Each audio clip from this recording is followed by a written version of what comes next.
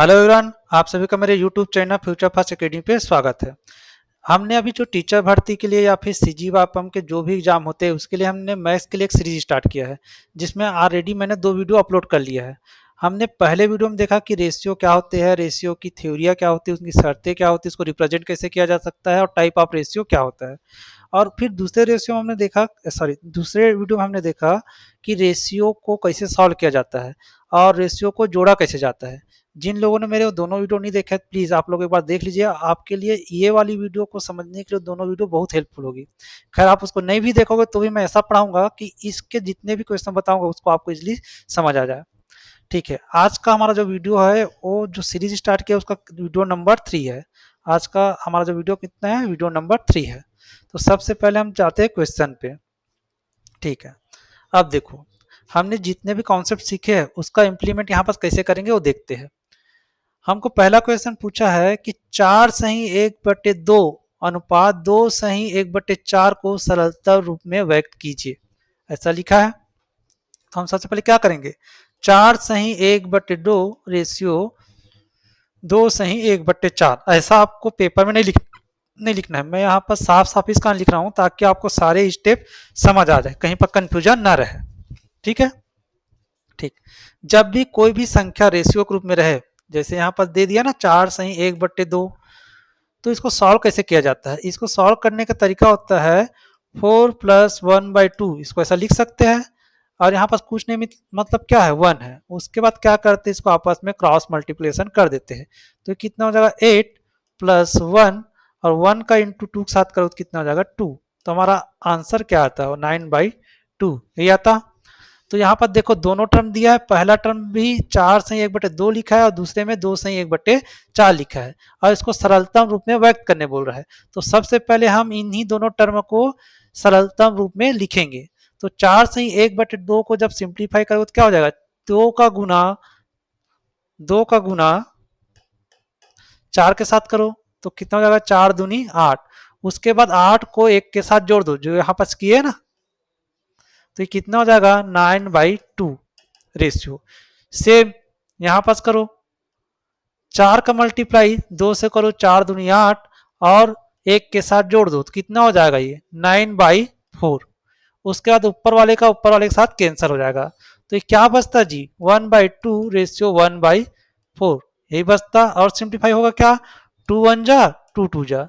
अब ये क्या बच गया, 1/1 रेशियो 1/2। तो जब भी कोई भी रेशियो फ्रैक्शन के फॉर्म में रहती है तो हम क्या करते हैं, क्रॉस मल्टीप्लिकेशन करते हैं। तो हमारा रेशियो क्या आ जाएगा, हमारा रेशियो आ जाएगा 2:1। तो हमारा आंसर क्या आ जाएगा 2:1, यही होगा। चलिए नेक्स्ट क्वेश्चन देखते हैं। अगला क्वेश्चन बोल रहा है 4 का घात 3/5 अनुपात 2 का घात 5 किस अनुपात के बराबर होगा, ऐसा दिया है। ठीक, हमारा क्वेश्चन क्या दिया है, हमारा क्वेश्चन दिया है 4 का घात 3/5 अनुपात 2 का घात 5, ऐसे दिया है। तो अब ध्यान से देखोगे तो 2 को मैं 4 को ऐसा लिख सकता हूं क्या, 4 का घात 2 whole power 3/5 ratio 2 to the power 5, ऐसे लिख सकते हैं। ठीक, अब देखो यहां पर से कॉन्सेप्ट सीखो। यदि किसी का रेशियो अगर ऐसा दिया रहे a⁴m होल पावर n, तो जब इसको सिंप्लीफाई करोगे और इसके ब्रैकेट को हटाओगे तब क्या हो जाता है, उसके घात आपस में गुना हो जाते हैं, ऐसे होता है। यदि कोई संख्या दिया रहा है, उसका पावर m दिया रहा है, होल पावर n दिया रहा है, जब उसके ब्रैकेट को हटाओगे तो जो दोनों पावर है वो आपस में क्या हो जाती है, मल्टीप्लाई हो जाती है। तो सेम यहाँ पास भी होगा, 2 to the power 2 whole power 3/3.5 यही दिया है। जब उसके ब्रैकेट का हटाओगे तो क्या हो जाएगा, उसके पावर आपस में मल्टीप्लाई हो जाएंगे। तो ऐसा लिख सकते हैं हम लोग 2 का घात 2 गुना 3/5 अनुपात 2 का घात 5 लिख सकते हैं। और जब इसको सिंप्लीफाई करोगे और तो क्या हो जाएगा, जब 2 का गुना 3.5 से करोगे तो हो जाएगा 2 का घात 7। और हमको पता है कि रेशियो को बटे के रूप में लिख सकते हैं, तो यहाँ पर से कितना हो जाएगा 2 का घात 5, और सिंप्लीफाई करो तो क्या हो जाएगा 2 टू द पावर 7 - 5।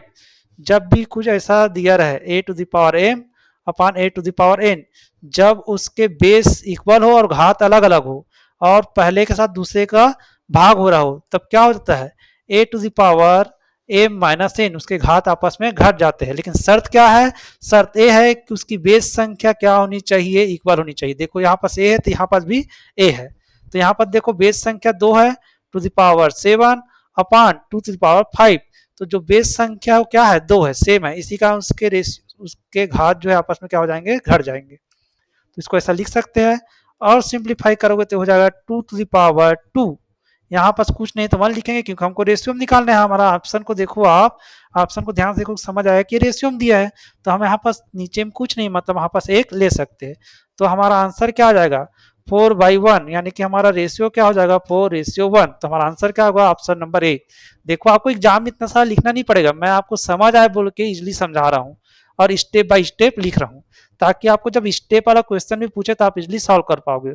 उसको जब प्रैक्टिस करेंगे तब समझ आएगा कि स्टेप वाले क्वेश्चन को कैसे बनाएंगे, कथन कारण वाले क्वेश्चन कैसे बनाएंगे, स्टेप वाले क्वेश्चन कैसे बनाएंगे, सही जुड़ वाले क्वेश्चन कैसे बनाएंगे, ये भी मैं बताऊंगा। देखो आप जब एग्जाम का पैटर्न देखोगे तो डायरेक्ट क्वेश्चन पे 30% क्वेश्चन आ रहे हैं, मतलब इसको डायरेक्ट क्वेश्चन बोलते हैं। डायरेक्ट हम जो पहले बनाते थे ना उसी टाइप के बना रहे हैं, और बाकी जो क्वेश्चन है वो 10%, 15% हो सकता है सही जोड़ी से 15% आ रहा है, 10% कथन कारण से आ रहा होगा, 16% स्टेप वाले से आ रहा होगा। तो हम उसको बाद में देखेंगे, पहले हम इसके कॉन्सेप्ट को तो समझ ले।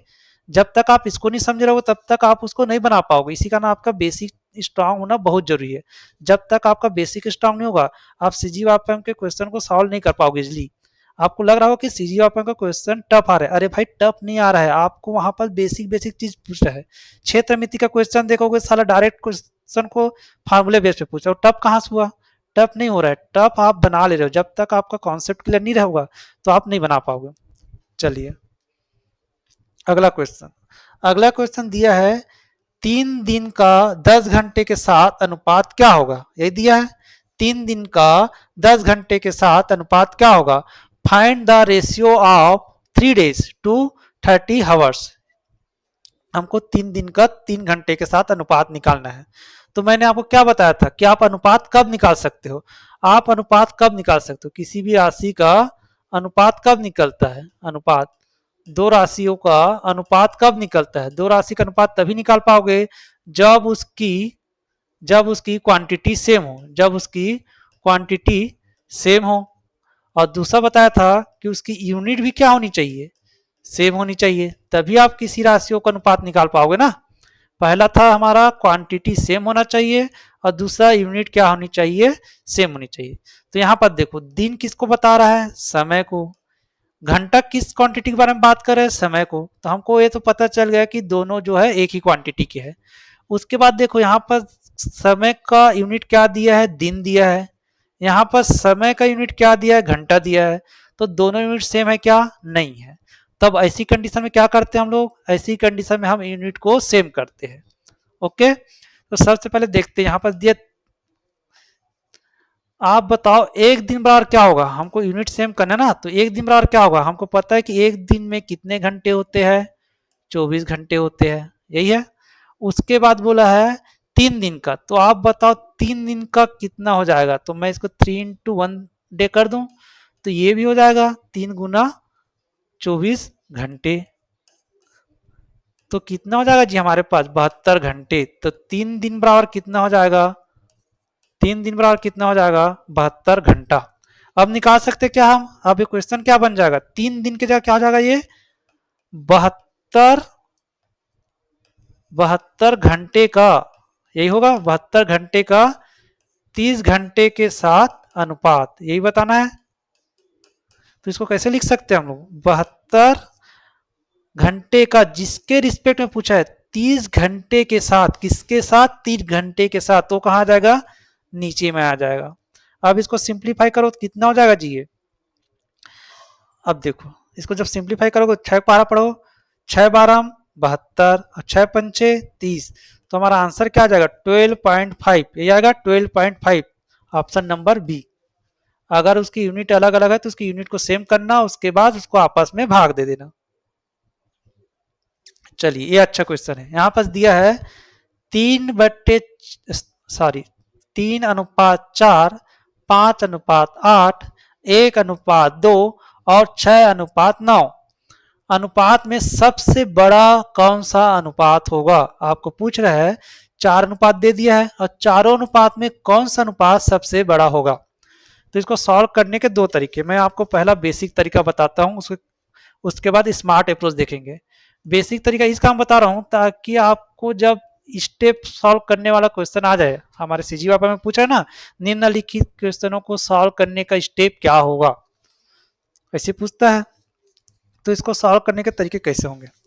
सबसे पहले तो हम पहला क्या करेंगे, सबसे पहले हम देखेंगे 3:4, उसको 3/4 लिख लेंगे। उसके बाद दूसरा क्या दिया है, 5:8 दिया, उसको 5/8 लिख लेंगे। फिर 1:2 दिया, उसको 1/2 लिख लेंगे। और 6:9 दिया, उसको 6/9 लिख लेंगे। इसको सिंप्लीफाई कर लो, यहीं पर 3 दूनी 6 और 3 9, तो कितना हो जाएगा 2/3। यही चार अनुपात दिया हमको। उसके बाद क्या करते हैं, उसके बाद हमको करना कुछ नहीं है, जिनके हर में है, चारों का हर जो है उसका क्या निकाल देंगे, एलसीएम निकाल देंगे। तो हमारा क्या आ जाएगा, 4, 8, 2 और 3 का एलसीएम। जब आप 4, 8, 2 और 3 इसका एलसीएम निकालोगे तो क्या आएगा, निकाल के देखो। 4, 8, 2 और 3 का एलसीएम निकालो तो क्या हो जाएगा, जब आप इसका एलसीएम निकालोगे तो इसका एलसीएम कितना आ जाएगा, 24 आ जाएगा। उसके बाद क्या करते हैं, जो 24 आया है उसको इन्हीं रेशियो के साथ गुना कर देते। तो पहला कितना है, 3/4 है, इसको 24 के साथ मल्टीप्लाई कर दो, इसको 24 के साथ मल्टीप्लाई कर दो। 1 मिनट यार, 24 के साथ मल्टीप्लाई कर दो तो कितना हो जाएगा, ये 4 एकम 4 और 6 चौक 24। मैंने ये सब चीज आप लोगों को दूसरे वीडियो में समझा रखा है। तो कितना हो जाएगा 18। पहला रेशियो कितना हो जाएगा 18। उसके बाद दूसरा कितना है, दूसरा दिया है 5/8, ये दिया है। इसको 24 से मल्टीप्लाई करो कितना हो जाएगा, 8 एकम 8, 8 तिया 24, तो ये हो जाएगा 5 तिया 15। फिर तीसरा रेशियो देखो, तीसरा रेशियो कितना दिया है 1/2। इसके साथ जब इसके साथ जब 24 का मल्टीप्लाई करोगे तो कितना हो जाएगा, 2 1 जा 12 टाइम, तो ये कितना हो जाएगा 12। फिर चौथा रेशियो क्या दिया है हमको, चौथा रेशियो दिया है 2/3। सिंप्लीफाई करने के बाद इनटू, इसको किससे मल्टीप्लाई करोगे 24 से, 3 1 जा और 3 अट्ठे 24, तो कितना हो जाएगा 8 दूनी 16। अब देखो इसमें सबसे बड़ी संख्या कौन सी दिख रही है, तो आप देखोगे कि इसमें सबसे बड़ी संख्या दिख रही है हमारा पहला वाला रेशियो 18 दिख रहा है। 18 किसकी वैल्यू है, 3/4 की। तो हमारा सबसे बड़ा अनुपात कौन सा हो जाएगा, 3/4, यही होगा। ठीक, अब इसको सिंप्लीफाई करने का दूसरा तरीका कौन सा है, पहला तो है कि सबसे पहले एलसीएम निकालेंगे और उस एलसीएम का सभी के साथ मल्टीप्लाई कर देंगे। उसके बाद जो पूर्णांक में जो संख्या आएगी उसमें देखेंगे कि बड़ा संख्या कौन सा है, और वही जो जिसका मान बड़ा संख्या है उसी का रेशियो सबसे बड़ा होगा। ठीक है, अब इसको सिंप्लीफाई करने का दूसरा तरीका है जो मैं अप्लाई करता हूं, आप भी इसको प्रैक्टिस करोगे तो कर सकते हो। पहला रेशियो क्या दिया है, 3:4। दूसरा रेशियो कितना दिया है, 5:8। तीसरा रेशियो कितना दिया है, 1:2। और चौथा रेशियो कितना दिया है, चौथा रेशियो दिया है सर 6/9। इसको हमने लिखा था 3 दूनी 6, इसको हमने लिखा था 3 दूनी 6 और 3 तिया 9, मतलब 2/3, यह लिखा था। जब भी ऐसा दिया रहेगा और आपको जब जल्दी से सॉल्व करना हो तो कुछ नहीं, इसको आप परसेंटेज में चेंज कर दो। इसको किस में चेंज करोगे, परसेंटेज में। और किसी भी संख्या को परसेंटेज में चेंज करना है, यदि ए बाई बी है फ्रैक्शन में है, और फ्रैक्शन को जब आपको परसेंटेज में चेंज करना रहता है तो कुछ नहीं, उसके साथ 100 का मल्टीप्लाई कर देना है। कोई भी संख्या हो, अगर 5 है, 5 को अगर आपको परसेंटेज में चेंज करना है तो इसको आपको क्या करना पड़ेगा, 100 से मल्टीप्लाई करना पड़ेगा। उसी तरह 2/5 है, इसको अगर आपको परसेंटेज में चेंज करना है तो क्या हो जाएगा, 2/5 गुना 100। किसी भी संख्या को प्रतिशत में चेंज करना है तो उसको 100 से मल्टीप्लाई कर देना है। तो हम इसको किस में चेंज कर रहे हैं, परसेंटेज में। तो देखो 3/4 गुना 100, अब इसको सिंप्लीफाई करोगे तो कितना हो जाएगा, 4 का पहाड़ा आप 25 बार पढ़ोगे 100 आता है, तो पहला का कितना प्रतिशत आएगा, 75% ये आएगा। अब इसको सिंप्लीफाई करो तो ये कितना हो जाएगा, 8 एकम 8, 8 एकम 8 और 2 बचा, तो 8 दूनी 16, फिर 4 बटा मतलब 8 पंचे 40। जब इसको आपस में गुना करोगे तो कितना हो जाएगा जी, 5 एक 25, 12 पंचे 60 और 60 दो 62, तो 62.2%। ये तो एकदम इजी है, इसको जब सिंप्लीफाई करोगे कितना हो जाएगा 50, तो हमारा आंसर कितना आएगा 50%। तीसरे वाले को इसको सिंप्लीफाई किया तो 2/3 इंटू 100 हो जाएगा। जब इसको सिंप्लीफाई करो कितना आ जाएगा, 3 एकम 3, 3 तिया 9, एक आया फिर हो जाएगा 3 तिया 9, फिर वो 10 बच गया, 3 तिया 9, 3 तिया 9 इतने बार जाएगा। 3 को जब 100 से भाग 100 को जब 3 से भाग दोगे तो कितना आता है, 33 सही 33.33%, यही आता है। और उसको 2 से गुना करो, 2 से गुना करो कितना आ जाएगा, ये 66.66%। अब देखो चारों में सबसे बड़ा प्रतिशत किसका दिख रहा है, तो चारों में सबसे बड़ा प्रतिशत है 75, जो किसकी वैल्यू है 3/4 की। तो हमारा आंसर क्या आएगा, ऑप्शन नंबर डी। आपको मैंने दोनों तरीके बता दिए, बेसिक तरीका भी बता दिया और स्मार्ट अप्रोच भी बता दिया, आपकी मर्जी जैसा भी सॉल्व करो। चलिए दूसरा बोल रहा है, यदि ए अनुपात बी बराबर 6:8 और बी अनुपात सी बराबर 5:10 हो तो A ratio B ratio C का मान ज्ञात कीजिए। ऐसी दिया है, तो मैंने आपको क्या बताया था, आप दो रेशियो को कब जोड़ सकते हो, जब जब दोनों के बीच एक कॉमन टर्म हो। तो देखो इसमें b है और यहाँ पास भी b है, और उसके बाद क्या देखते हैं कि दोनों का वैल्यू सेम होना चाहिए। यहाँ पास b की वैल्यू है 8 और दूसरे वाले में b की वैल्यू है 5, तो डायरेक्ट जोड़ सकते हैं क्या, नहीं जोड़ सकते। तो मैंने इसको सॉल्व करने का आपको एकदम सिंपल तरीका बताया था। हमको क्या करना है, कुछ नहीं करना, मैट्रिक्स के फॉर्म में A ratio B ratio C लिखना है, ये लिखते हैं ना। उसके बाद ए की वैल्यू कितनी दी है 6, बी की वैल्यू कितनी दी है 8 दिया है ना पहले वाले में, देखो यहाँ पास A ratio B equal to कितना दिया है 6:8। उसके बाद दूसरे में क्या दिया है, दूसरे में दिया है B ratio C is equal to 5:10। तो हम लिख लेंगे B ratio C is equal to 5:10, और जहां जहां रेशियो वहां पर सीध में रेशियो कर लेंगे। उसके बाद क्या देखते हैं हम, सबसे पहले पहले रो में देखते हैं, पहले रो में देखते हैं कि कौन सा जगह खाली है। तो यहाँ पर देखो किसका प्लॉट खाली दिख रहा है, सी का, जो किसके साइड है, बी के राइट साइड है। तो हम बी की वैल्यू को क्या करेंगे, राइट साइड लिख देंगे। फिर हम क्या आएंगे, सेकेंड रो में आएंगे, सेकेंड रो में देखेंगे हम कौन सा जगह खाली है। हमको ए के सीधे में दिख रहा है खाली जगह जो बी के लेफ्ट साइड है, तो हम बी के वैल्यू को लेफ्ट साइड शिफ्ट कर देंगे, तो 5 को इधर लिख देंगे। उसके बाद क्या करते, सीधा सीधा गुना कर देते, 6 का गुना 5 से करो रेशियो, फिर 8 का गुना हमको किससे करना है, 5 से करना है। फिर इसमें क्या करेंगे, इसमें भी गुना कर देंगे, 8 का गुना 10 से, यही करेंगे। अब देखो कितना हो जाएगा, 6 पंचे 30 अनुपात 8 पंचे 40 अनुपात 8 दाम 80। उसका जो कैंसिल हो रहा उसको कैंसिल कर देंगे, 1 0 कैंसिल हो जाएगा, या 10 के पहाड़ा पढ़ोगे तो भी कैंसिल हो जाएगा, 10 तिया 30, 10 चौक 40, 10 8, 10 अट्ठे 80, ये होगा। तो हमारा फाइनल रेशियो क्या आ जाएगा, A ratio B ratio C is equal to हो जाएगा 3:4:8। तो यहाँ पर देखो कोई ऐसा आंसर आया क्या, हाँ आया है, कौन सा, ऑप्शन नंबर डी, यही होगा ऑप्शन नंबर डी। चलिए 3:4:8। चलिए नेक्स्ट क्वेश्चन देखते हैं, दूसरा question, question number 6, question number 6। अब यहां पर सब ध्यान से देखो क्वेश्चन नंबर 6 को, ये जो हमने अभी क्वेश्चन नंबर 5 बनाया था वैसी है। यहाँ पर क्या दिया है, ए अनुपात बी का मान 3:7 है और B ratio C is equal to 2:5। तो A ratio B ratio C का मान ज्ञात करना है। आप वीडियो को पॉज कीजिए और इसकी वैल्यू निकाल के मेरे को बताइए। जिनका जिनका वैल्यू आ गया होगा वो कमेंट सेक्शन में जरूर कीजिएगा। जब अगर आप क्वेश्चन को बना लोगे तो आप यकीन मारो आपका कॉन्सेप्ट क्लियर हो रहा है। अगर नहीं बना पा रहे हो तो आपको प्रैक्टिस की जरूरत है। सबसे इजी क्वेश्चन, इससे इजी क्वेश्चन रेशियो में कुछ है ही नहीं। तो ये आपके लिए क्या है, होमवर्क है, और इसको तुरंत अभी वीडियो को रोक के आप सॉल्व कीजिए और कमेंट सेक्शन में लिखिए, जिसका आंसर आएगा मैं उसको कमेंट बॉक्स में इसका सही आंसर लिख दूंगा। ठीक है, तो हम कौन से क्वेश्चन को दे रहे हैं, क्वेश्चन नंबर 6। तो क्वेश्चन नंबर 6 का आंसर आप लोग कमेंट बॉक्स में लिखिए, मैं उसके नीचे आपको रिप्लाई दूंगा। ठीक है, चलिए अगला क्वेश्चन देखते हैं। अगला क्वेश्चन बोल रहा है A/B इज इक्वल टू 3/4।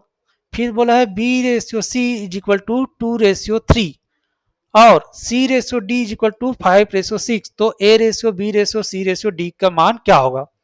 ठीक है, इसको भी होमवर्क देने लायक है, लेकिन मैं इसको बना देता हूं।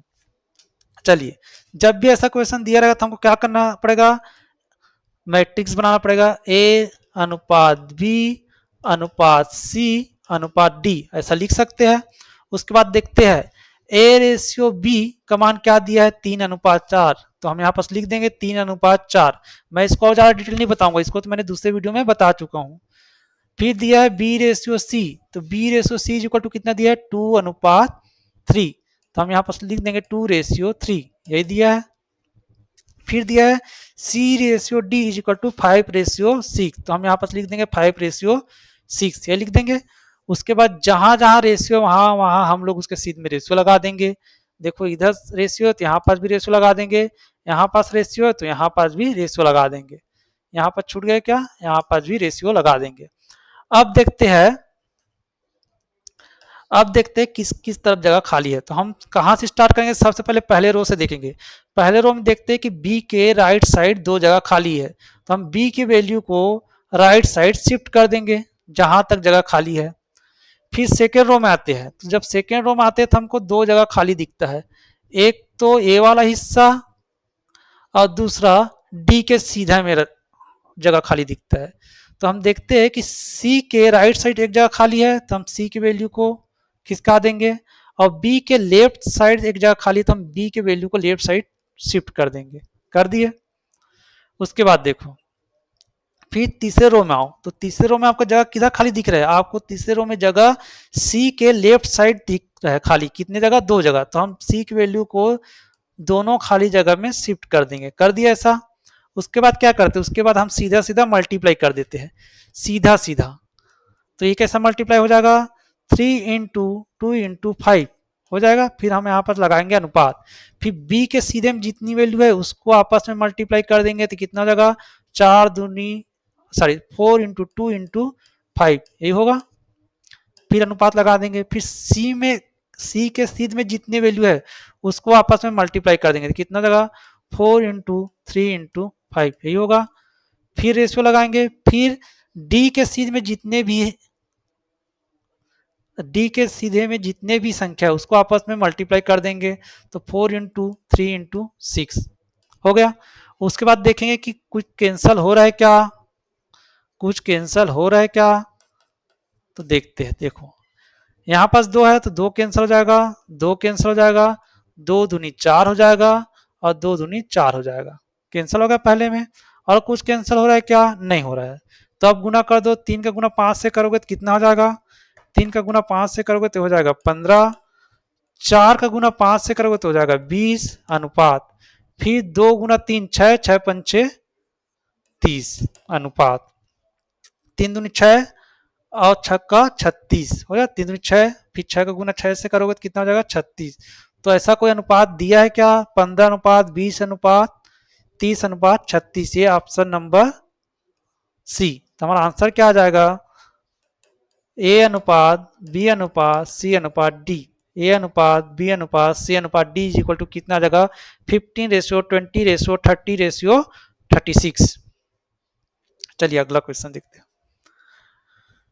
अगला क्वेश्चन क्या बोल रहा है, यदि A/B इज इक्वल टू 2/5, फिर बोला है B/C इज इक्वल टू 4/7 और C/D इज इक्वल टू 9/14, तो आपको A/B/C/D बताना है। ये भी आपका होमवर्क है। अभी वीडियो को रोको तुरंत और इसको सॉल्व करो और इसका आंसर कमेंट सेक्शन में लिखो, इसका आंसर आपको किस। चलिए अब क्वेश्चन नंबर 9 को देखते हैं। यहाँ पर क्या दिया है, A/B इज इक्वल टू 4/7/9। फिर क्या दिया है, B/C/D इज इक्वल टू 8/10 28:36:21 हो तो A ratio B ratio C ratio D की अनुपात ज्ञात करना है, यही निकालना हमें। तो देखो इससे पहले हमको क्या दिया रहता था, हमको दिया रहता था A ratio B is equal to 2:3। अब फिर दे दिया रहता था B ratio C is equal to 5:7 और हमको पूछा जाता था A ratio B ratio C, ये पूछा जाता था। अब हमें क्या दे दिया, अब हमें दे दिया है A ratio B ratio C is equal to 4:7:9, यही दिया है। फिर दिया है B ratio C ratio D is equal to 28:36:21, ये दिया है। अब दोनों में फर्क देखो, पहला जो टाइप पढ़ रहे थे अभी अभी तक हमने, मतलब जितने भी क्वेश्चन देखे उसमें क्या था, दो रेशियो दिया रहता था, ये पहला रेशियो है और ये सेकेंड वाला रेशियो है। तो पहले रेशियो में आप देखो क्वांटिटी कितनी है, दो। दूसरे वाले में कितनी राशियां दिया है, दो, यही दिया है ना। आपको तीन राशि इतनी दिया रहता था। अब ध्यान से देखोगे यहाँ पर कितनी राशि दी है, तीन, और इस दूसरे रेशियो में कितनी राशि दी, राशियां दी है, तीन। पहले में क्वांटिटी कौन सी है, ए बी सी, दूसरे में क्वांटिटी कौन सी है, बी सी डी, यही दिया है। तो हमने रेशियो को कंबाइन करने के क्या चीज सीखा था, रेशियो को कंबाइन करने के लिए हमने कौन सी दो कंडीशन को फॉलो किया था। रेशियो को आप तभी कंबाइन कर पाओगे जब उनके बीच एक कॉमन टर्म हो, जैसे कि दोनों रेशियो में कॉमन टर्म कौन सी, बी, और जो कॉमन टर्म मिले उसकी वैल्यू क्या होनी चाहिए, सेम। अगर सेम नहीं है तो हम क्या करते थे, सेम करते थे, यही दो चीज देखते थे ना। तो सेम चीज यहाँ पास भी करेंगे। तो मैं आपको थोड़ा उसका बेसिक एक बार रिमाइंड करा देता हूँ। जब भी ऐसा दिया रहे, जैसे कि यहाँ पर दिया है A ratio B is equal to 5 ratio, simple छोटा एग्जांपल लेते हैं, 1:2, यही दिया रहा है। और B ratio C is equal to दे दिया रहा है 3:4, यही दे दिया रहा है, या फिर ले लेते हैं 3:5, ऐसा दे दिया है। तो आपको क्या करना रहेगा, आपको देखना रहेगा कि दोनों में कॉमन टर्म कौन सी है। तो हमने ढूंढ लिया सर बी है, बी की वैल्यू सेम है क्या, नहीं है, यहाँ पर बी की वैल्यू 2 है और यहाँ पर बी की वैल्यू 5 है, सॉरी 3 है, दोनों सेम है क्या, नहीं है, दोनों सेम नहीं है। तो हम क्या करते थे, हम करते थे बेसिक तरीका, 2 और 3, मतलब बी की जो वैल्यू है उसका क्या निकालते थे, उसका निकालते थे हम एलसीएम। तो 2 और 3 का एलसीएम कितना हो जाएगा, तो आप बोलोगे सर 2 और 3 का एलसीएम होता है 6। अब एलसीएम निकालना तो आपको सीखना पड़ेगा ना, नहीं सीखे हो तो एक बार सीख लो। तो 2 और 3 का एलसीएम कितना हो गया, 6, ये होता है। जब 2 और 3 का एलसीएम हो गया 6, तो हम क्या करते थे उसके बाद करते थे कि ये जो 2 है, यहाँ पर बी की वैल्यू 2 है, इसको 6 बनाना है। तो 6 बनाने के लिए क्या करते थे, 6 को भाग दे दो पहले वाले में बी की जो वैल्यू उससे, तो कितना आ जाएगा, 3। तो ये हम पहले रेशियो को किससे गुना करेंगे, 3 से। फिर दूसरे वाले को 6 बनाने के लिए क्या करेंगे, देखो यहाँ पर बी की वैल्यू कितनी, 3, इसको बनाना कितना है, जो एलसीएम में जो वैल्यू आती है ना उतना ही बनाना है, 6। तो 6 बनाने के लिए क्या करोगे, आप कुछ नहीं करना, 6 को सेकेंड वाले बी, इस बी की वैल्यू कितनी, 3, तो उससे भाग दे दो, कितना जाएगा, 2। तो अब इसको किससे गुना कर दोगे, 2 से, यही करते थे। तो अब कितना आ जाएगा जी, पहले वाले में 3 से गुना करोगे तो हो जाएगा 3:6, A ratio B is equal to वही आएगा। और दूसरे में कितना हो जाएगा, B ratio C is equal to कितना हो जाएगा, 2 का गुना 3 से करोगे 6, और 2 का गुना 5 से करोगे कितना हो जाएगा, 10। तब हमारा रेशियो क्या आता है, A ratio B ratio C. हम यहाँ पर दोनों में कॉमन टर्म भी मिल गया, और जो कॉमन टर्म उसकी वैल्यू सेम हो गई, पहले में बी की वैल्यू कितनी है, 6, और दूसरे में बी की वैल्यू कितनी, 6, मतलब इसको जोड़ सकते हैं ना डायरेक्ट, तो कितना हो जाएगा, 3:6:10, ऐसे जोड़ते थे। जो कॉमन टर्म दिया है उसकी वैल्यू का एलसीएम निकालते थे, और एलसीएम में जितना वैल्यू आएगा उतनी ही हम दोनों कॉमन टर्म की वैल्यू को करते थे। जैसे यहाँ पर 10 आ जाता तो हम 3 और 2 को 10 बनाते, यहाँ पर 12 आ जाता तो 2 और 3 को हम 12 बनाते, ऐसे ही करते थे ना। ठीक, अब यहाँ पर देखो इन दोनों क्वेश्चन में A ratio B ratio C is equal to 4:7:9। फिर सेकेंड टर्म दिया है B ratio C ratio D is equal to 28:36:21, दो रेशियो दिया है। पहले 3 की क्वांटिटी पता है, दूसरे 3 की क्वांटिटी पता है। अब जब इसको आप ध्यान से देखोगे तो हमें इसमें दोनों रेशियो में दो दो टर्म कॉमन दिखेंगे, ये बी और सी, और यहाँ पर भी बी और सी। तो आपको क्या करना पड़ेगा, दोनों टर्म तो दिख गए कॉमन, कॉमन होना पर्याप्त है क्या, नहीं, कॉमन जो टर्म है उसकी वैल्यू क्या होनी चाहिए, इक्वल होनी चाहिए। तो देखो पहले वाले रेशियो में बी अनुपात सी का वैल्यू कितना दिया है, 7:9, और दूसरे में बी रेशियो सी की वैल्यू कितना दिया है, 28:36, यही दिया है। तो दोनों में कॉमन है क्या, नहीं है। दोनों में कॉमन है क्या वैल्यू, सॉरी दोनों कॉमन टर्म की वैल्यू इक्वल है क्या, नहीं है। तो हमको क्या करना पड़ेगा, इक्वल करना पड़ेगा। तो हम कोई भी एक टर्म ले लेते हैं, कोई भी एक टर्म ले लेते हैं। तो मैं ले लेता हूं सी, मैं ले लेता हूं सी, आपकी मन आप बी को भी ले सकते हो, सी की भी ले सकते हो। तो मैं ले लेता हूं सी को, सी कॉमन है, सी कॉमन है दोनों में। तो सी की वैल्यू पहले में कितना है, 9, पहले में कितना दिया है, 9, और दूसरे रेशियो में कितना दिया है, सी की वैल्यू यहां पर देखो, सी की वैल्यू दिया 36, यही दिया है। तो हम 9 और 36 का क्या निकाल लेंगे, एलसीएम। हमको तो सी की इक्वल करना पड़ेगा ना। तो जब आप 9 और 36 का एलसीएम निकालोगे तो इसका एलसीएम कितना आता है, 36 ही आएगा। ठीक, तो हमने क्या किया था, जो एलसीएम आता है यहाँ पर देखो 6 एलसीएम आया है, तो हमने पहले में बी की वैल्यू को क्या किया, 6 किया, और दूसरे में भी बी की वैल्यू को 6 किया। तो हमको क्या करना पड़ेगा जी, पहले वाले में भी सी की वैल्यू को 36 करना पड़ेगा क्योंकि एलसीएम कितना है 36, और दूसरे वाले रेशियो में भी सी की वैल्यू को 36 करना पड़ेगा।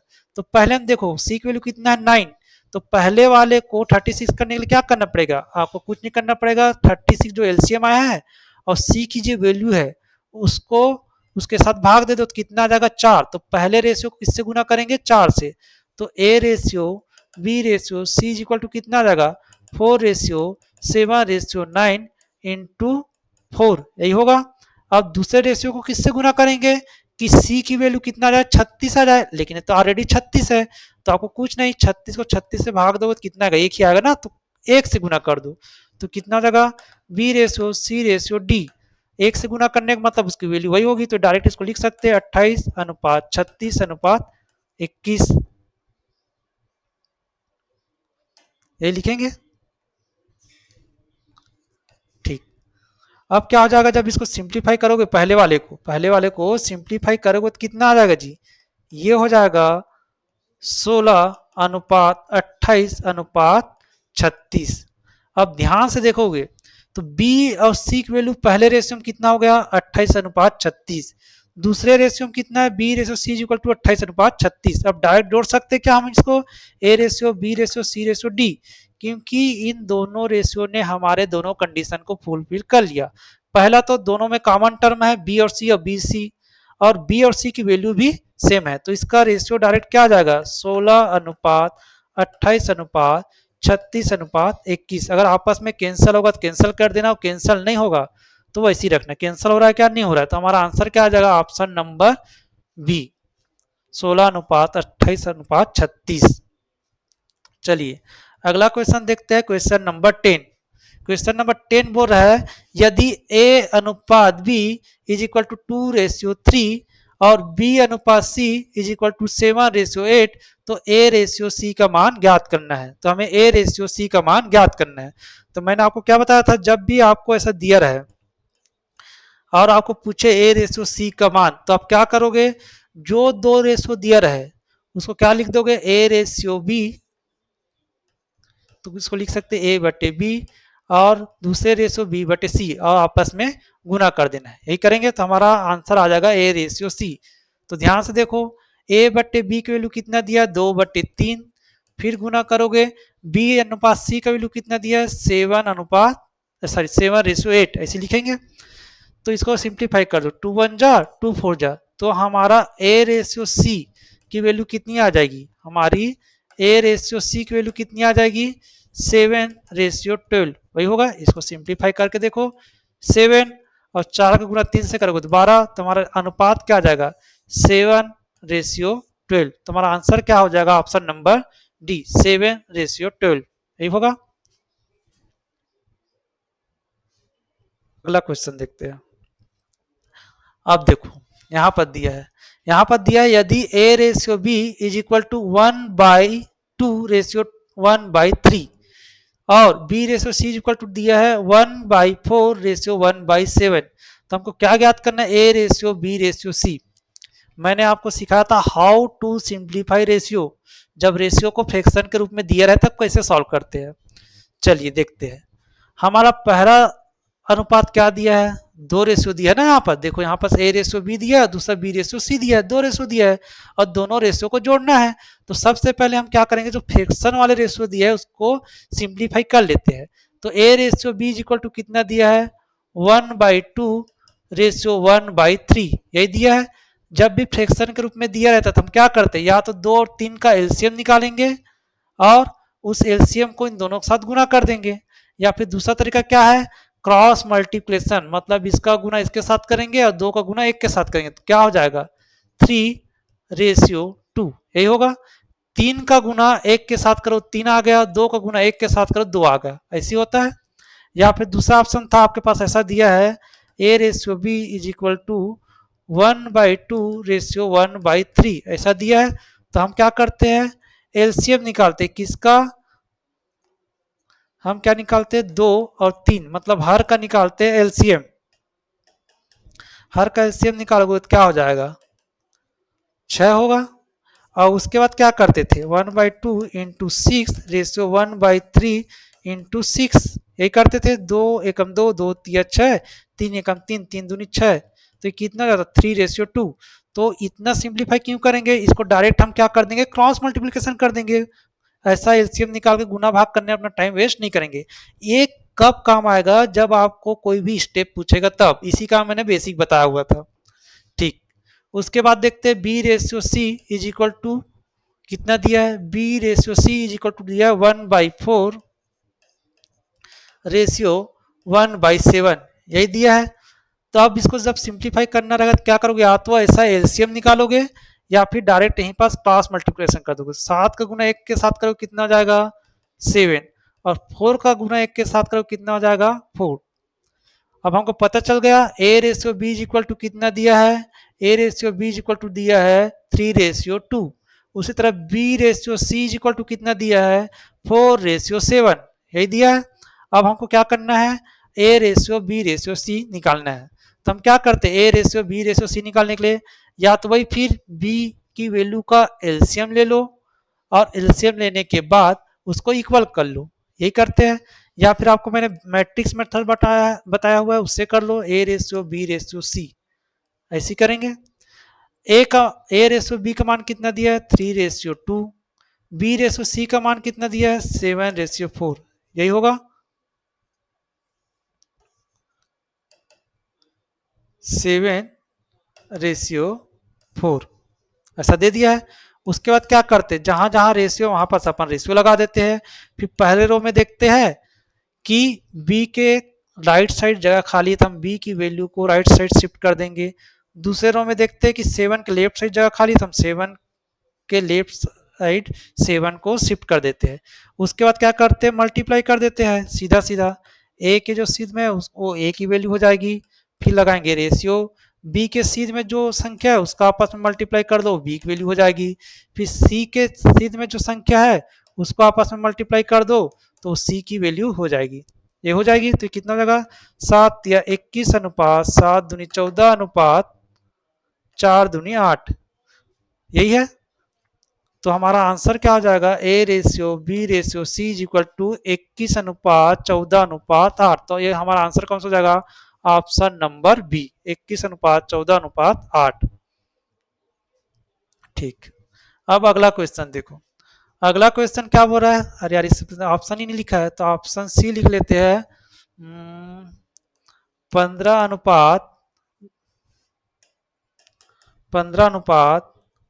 20 अनुपात 3 अनुपात 24, ये लिख दे। और उसके बाद ऑप्शन डी लिखते हैं, नॉन ऑफ दिस।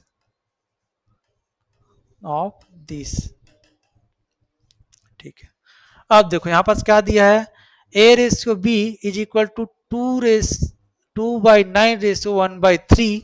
फिर दिया B ratio C is equal to दिया 2/7 रेशियो 5/14। फिर ऑप्शन नंबर डी दिया है 7/10 रेशियो 3/5, यही दिया है। और आपको क्या ज्ञात करना है, आपको ज्ञात करना है A ratio B ratio C ratio D, यही ज्ञात करना है। इसको आपको मैं देता हूं होमवर्क, इसको सॉल्व करके बताओ। इसको तुरंत सॉल्व करो आप और कमेंट सेक्शन में लिखो, वीडियो को रोको थोड़ी देर और सॉल्व करो और मेरे को बताओ A ratio B ratio C ratio D equal to कितना होगा। क्योंकि सेम टाइप के क्वेश्चन मैंने अभी आपको बता लिया है, उसमें हमने 3 रेशियो को जोड़ा था और आप अब इसमें 4 रेशियो को जोड़ के मेरे को बताओ। ये मैंने जितने भी क्वेश्चन दिया आपको होमवर्क के लिए उसको तुरंत सॉल्व करो, तुरंत आप बताओ, इससे आपको पता चलेगा कि आपकी प्रैक्टिस कितनी है। ठीक है, मैं जो जो लोग कमेंट करोगे मैं उसका आंसर जरूर आपको दूंगा। चलिए, अब ये अच्छा क्वेश्चन है, ये नया टाइप मिल गया क्या हमको। यहाँ पर क्या दिया है, यदि ए बाई एम अनुपात 1/n अनुपात 1/o, ये जीरो नहीं है भाई, ओ है, ओ बराबर 3:4:5 हो तो एम रेशियो एन रेशियो ओ का मान क्या होगा, यही दिया है। ठीक है, मैंने आपको विलोमानुपात बताया था।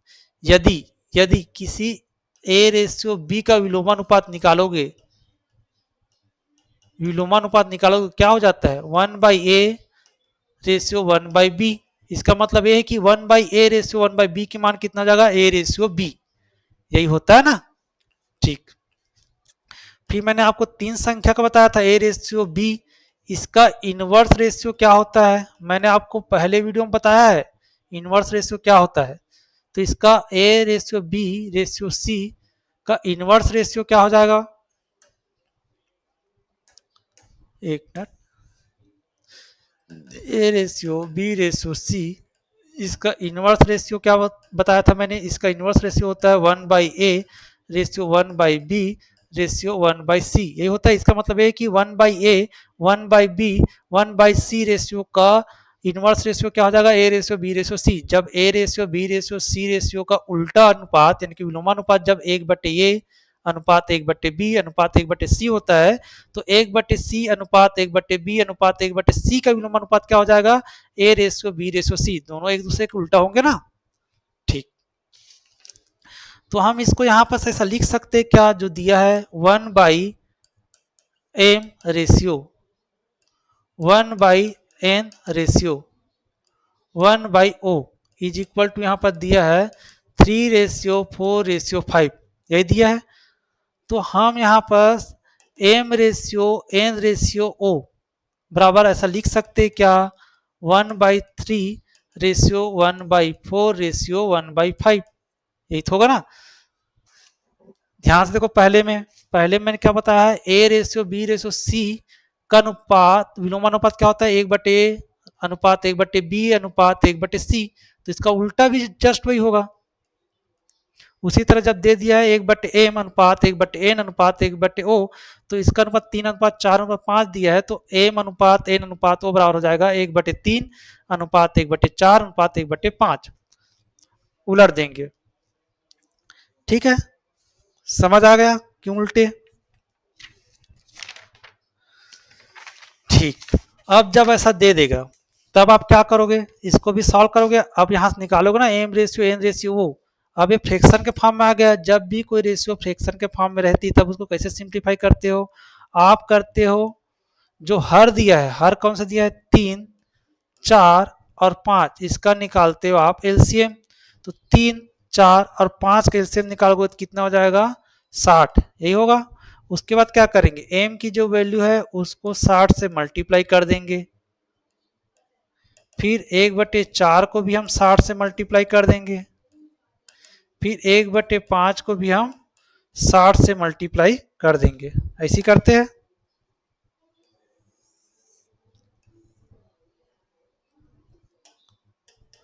ठीक,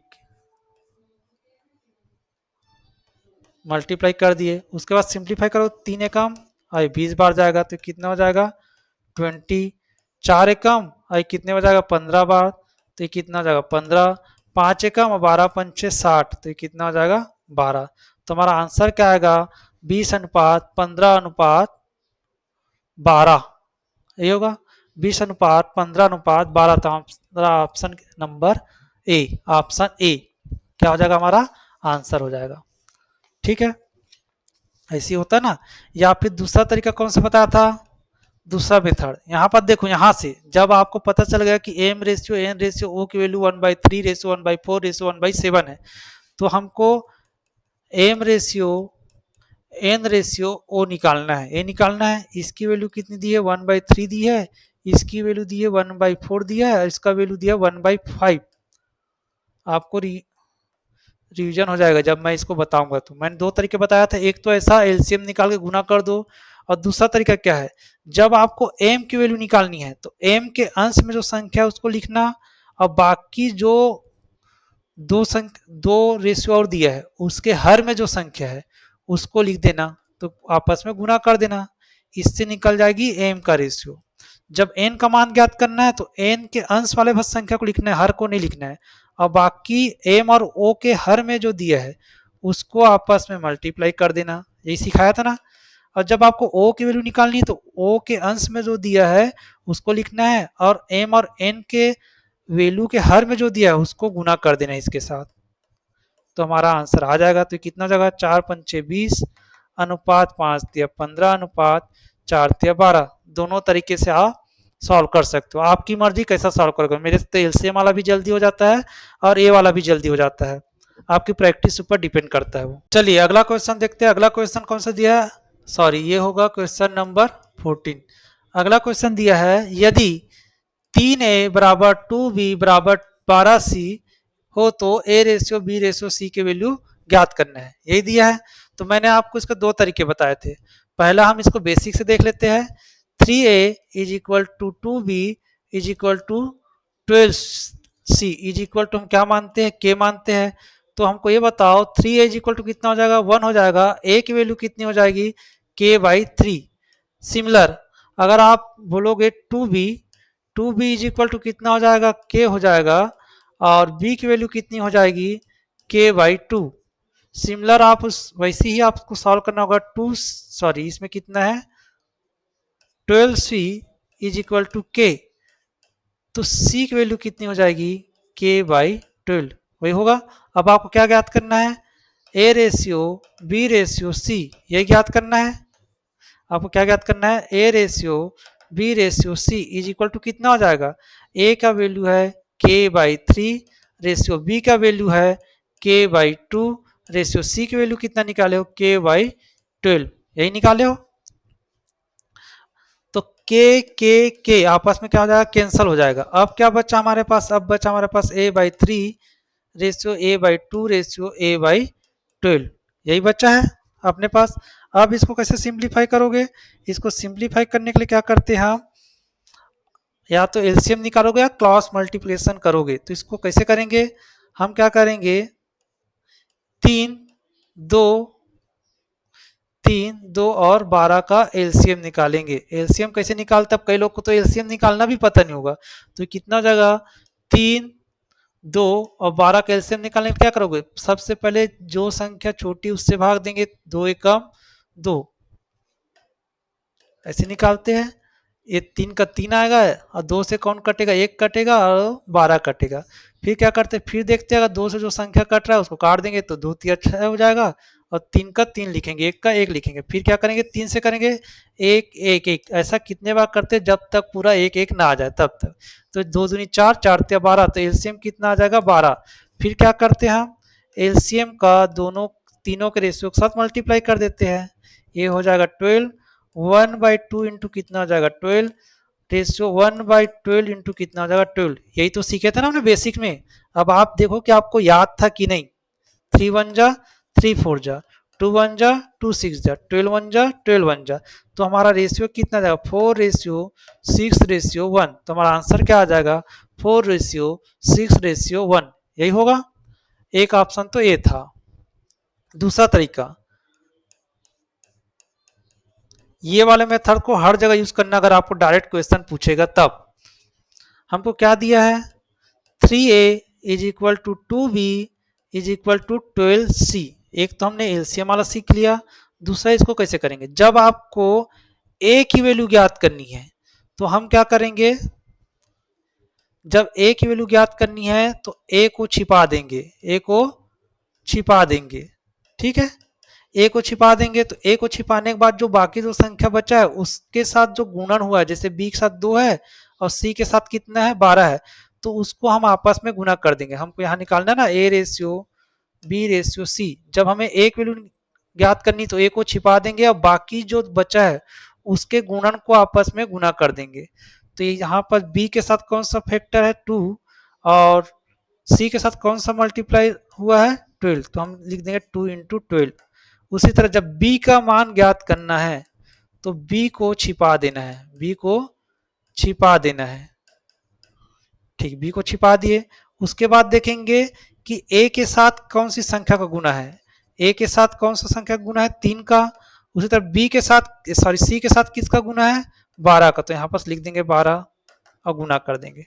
जब c की वैल्यू ज्ञात करनी है तो सी को छिपा देंगे। आप हाथ से ढक दो सी को, सी को ढक दो। सी को ढकने के बाद बाकी जो दो वेरिएबल बचा है, जैसे ए बचा है बी बचा है, तो ए के साथ किसका गुना है 3 का, बी के साथ किसका गुना है 2 का, तो उसको आपस में गुना कर दो। अब निकालो कितना हो जाएगा 12 तिया 36, 12 तिया सॉरी ये कितना हो जाएगा 12 दूनी 24 अनुपात 12 तिया 36 अनुपात 3 दूनी 6। कैंसिल होगा क्या, तो जिस संख्या से कैंसिल होगा कर देना। 6 का 6, 6 6 का 36, 6 चौक 24। तुम्हारा रेशियो कितना आ जाएगा 4:6:1। यही आएगा तुम्हारा आंसर, क्या आ जाएगा ऑप्शन नंबर बी। तो सबसे अच्छा तरीका है छिपाने वाला। ठीक है, अगला क्वेश्चन देखते हैं। अगला क्वेश्चन सेम दिया है, क्या दिया है 3a बराबर 4b बराबर 4c। तो हमको a ratio b ratio c की वैल्यू ज्ञात करनी है। तो मैंने क्या सिखाया था आपको, a ratio b ratio c निकालने के लिए अगर a की वैल्यू निकालना है तो a की वैल्यू के लिए क्या करोगे, a को छिपा देंगे, छिपाएंगे ना।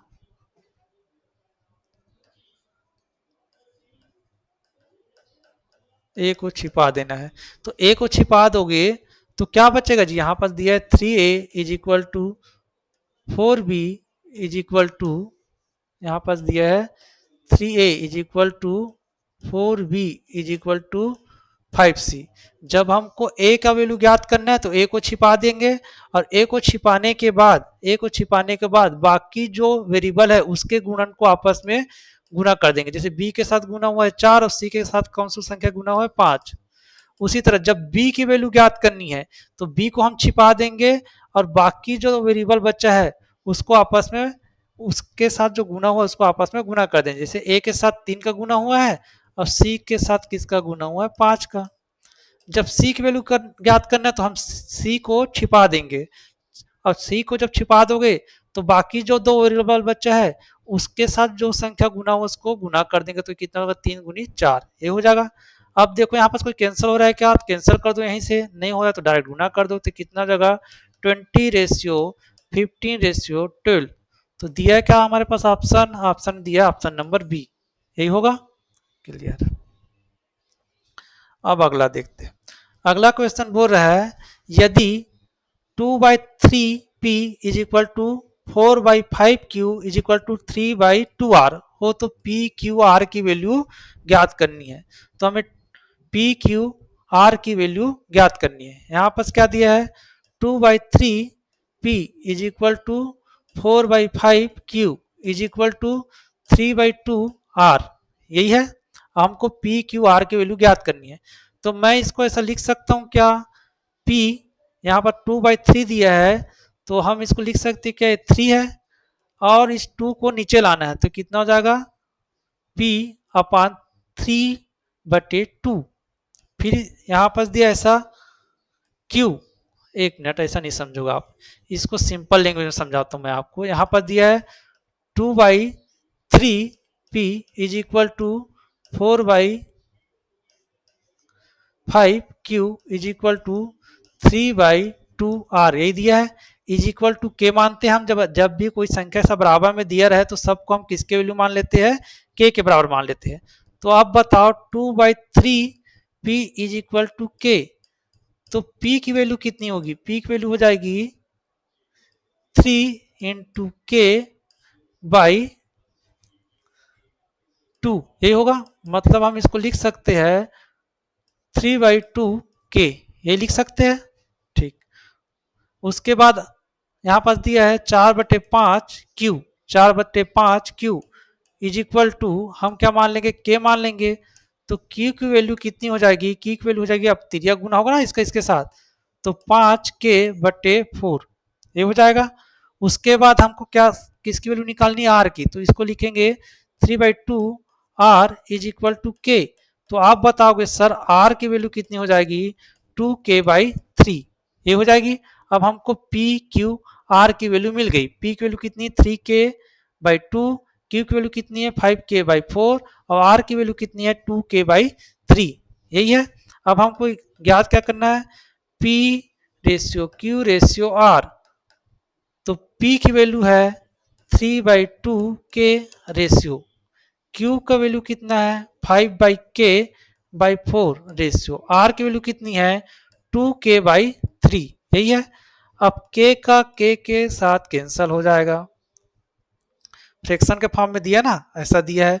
उसके बाद क्या करते हैं हम करते हैं 2 4 3 का क्या निकालेंगे, एलसीएम निकालेंगे। तो कितना हो जाएगा, 2 3 4 का एलसीएम निकालोगे, 2 4 3 का एलसीएम निकालो, 2 1 जा 2 2 जा 3 और 2 1 जा फिर 3, तो 4 दिया कितना हो जाएगा 12, इसका एलसीएम कितना आएगा 12। उसके बाद क्या करते हैं, हमको कुछ नहीं करना है, 3/2 इंटू 12 रेशियो, 5/4 का गुना किससे करेंगे, जो एलसीएम की वैल्यू है उससे करेंगे, और 2/3 का गुना किससे करेंगे, जो एलसीएम आया उसी से करेंगे। तो ये कितना होगा, 2 1 जा 2 6 जा 4 एकम 4 तिया 12, 3 एकम 3 चौक 12। तो हमारा आंसर क्या आ जाएगा, 3 6 का 18 अनुपात 5 तिया 15 अनुपात 4 दूनी 8, ये आएगा। तो देखो हमारा आंसर है क्या, 18:15:8। तो हमारा आंसर क्या आ जाएगा, 18:15:8, यही होगा। समझ आया कि नहीं आया, एक बार फिर से देख लो। अगर आपको समझ नहीं आया होगा तो आप इस वीडियो को फिर से देख लेना। चलिए अगला क्वेश्चन, इसको देखते हैं। यहाँ पर दिया है, यदि 2p is equal to 3q is equal to 4r is equal to 5s, तो आपको ज्ञात करना है p q r s। तो मैं आपको इसको होमवर्क देता हूँ। अभी हमने सीखा था ना, 3p is equal to 2q is equal to 5r हो, तो हमको p q r ये निकालना रहता था। हमको अभी 3 संख्या वाला देखे थे, तो जब p की वैल्यू निकालना रहता है ऐसा लिखते हैं हम, p q r। जब हमको p की वैल्यू निकालना है तो p को छिपा देते हैं और बाकी जो वेरिएबल बचता है उसके साथ जो संख्या गुना है उसको आपस में गुना करते हैं, ऐसे किए थे। जब q की वैल्यू निकालना है तो q को छिपा देंगे, फिर p के साथ जो संख्या गुना है उसका और r के साथ जो संख्या गुना है उसका आपस में गुना कर देंगे। उसके बाद जब r की वैल्यू निकालना है तो r को छिपा देते हैं और p के साथ जो संख्या गुना उसका और q के साथ जो संख्या गुना उसका निकालते हैं, गुना कर देते हैं। फिर उसको आपस में सॉल्व करने पे क्या आता है, वही उसका रेशियो होता है। तो आप मेरे को बताओ, 2p is equal to 3q is equal to 4r is equal to 5s की वैल्यू में p q r का मान क्या होगा। ये आपके लिए होमवर्क है, ये आपके लिए क्या है, होमवर्क है। इसको तुरंत इस वीडियो को आप